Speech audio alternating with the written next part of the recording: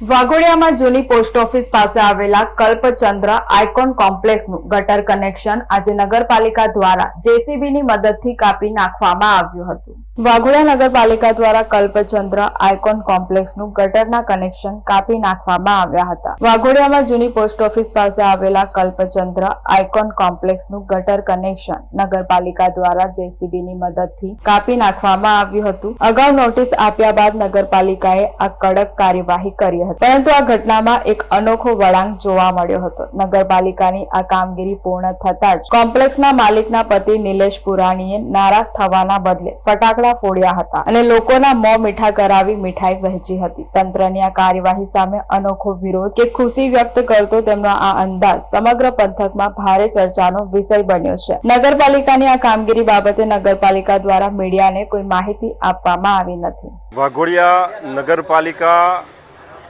ने माननीय नामदार सेशन कोर्ट छेल्ला वर्षમાં લગભગ 12 તારીખો પડી હતી ત્યાં સુધી જવાબ આપવાનો હતા એમનો જવાબનો હક પણ બંધ કરી દીધેલો હતો। ત્યાર પછીથી એક નોટિસ આપવામાં આવી। એ નોટિસ લઈને તાત્કાલિક અમે નામદાર કોર્ટ પાસે ગયા। તાત્કાલિક કોર્ટે માન્ય ચીફ ઓફિસર સાહેબને બોલાયા। એમનો વકીલ જે તે તારીખે પ્રેઝન્ટ થયા। બહુ શોર્ટ 2 દિવસ પછી બીજી તારીખ આવી। તે દિવસે માન્ય ચીફ ઓફિસર એટલે કે નગરપાલિકા ના જે વહીવટદારો છે તેમના વતી તેમના વકીલ દ્વારા નામદાર કોર્ટને એવું કહેવામાં આવ્યું કે અમારા તૈયારીઓ બાકી છે, માટે થોડો દિવસની મુદત આપો અને એ બિલ્ડિંગને કાંઈ નુકસાન અમારા તરફથી નહીં થાય એવી નામદાર કોર્ટને નગરપાલિકાના તમામ ચૂંટાયેલા કો કે વહીવટદારો કો કે ઓફિસર કો તરફથી ખાતરી આપવામાં આવેલી હતી। તેમ છતાં આજે અમને જાણ સિવાય આ ગટર કનેક્શન કાપેલ છે। હું તો ભારતીય જનતા પાર્ટીનો ભારત દેશનો બહુ જ કર્તવ્યનિષ્ઠ અને કાયદાનું પાલન કરી અનુશાસન કરી એને અનુસરનારો માણસ છું। એટલે કાયદાની પરિભાષામાં નામદાર કોર્ટ સમક્ષ આજે આ વસ્તુ મૂકશું અમે। અને આપના માધ્યમથી પણ જાણવા માગું છું કે લાઇટ, પાણી, ગટર એ પાયાની સુવિધાઓ કેવું મને કંઈ ખબર છે। કોઈ જાતની તાત્કાલિક બીજી નોટિસ કે કંઈક જાણ કર્યા સિવાય જે કાપવામાં આવેલું છે એ બહુ નિંદનીય, દુઃખનીય છે। અને સત્તાધીશો કદાચ સત્તાના નશામાં વધારે હોય કે કાયદામાં હોય એ નક્કી ન્યાયતંત્ર કરશે, કોર્ટ કરશે, અથવા તો જે પરિભાષામાં છે કરશે। હું આપણા માધ્યમથી ફરી કહીશ કે હું ભારત દેશનો કર્તવ્યનિષ્ઠ, મારી ભારતીય જનતા પાર્ટી અમારી માં છે એનો બહુ જ અદનો કાર્યકર અને સાચું શું છે કાયદામાં શું છે એનું પાલન કરનારો માણસ છું। એટલે નામદાર કોર્ટ કે કાયદામાં જે હશે એનું પાલન આજે કરું છું, આવતીકાલે પણ કરીશ ને વર્ષો પછી કરતો રહીશ। પરંતુ આ લાઇટ, પાણી, ગટર જેવી વસ્તુઓ શું છે આ બધું નક્કી કરો કે આ કેટલી અંશે ઉચિત છે।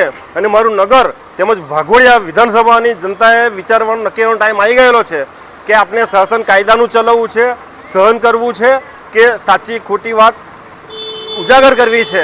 અને ભારતીય જનતા પાર્ટીના, અમારી સરકારના નિયમો અને જે સિદ્ધાંતો છે એને પ્રમાણે શાસન ચાલે છે કે કેમ એ જોવું છે કે પછી શું સાચું છે એ મારી વિધાનસભાની અને નગરની પ્રજા નક્કી કરશે। આજને દિવસે બહુ આપને વધારે ન કહેતા હું નામદાર કોર્ટ સમક્ષ જઈ રહ્યો છું કે આ સાચું શું છે અમને ગાઈડ કરે અને અમને જે સાચું હશે ન્યાય આપશે। બસ આથી વધારે ક્યાંય કેવું નથી। જય જય ગરી ગુજરાત, ભારત માતા કી જય, વંદે માતરમ।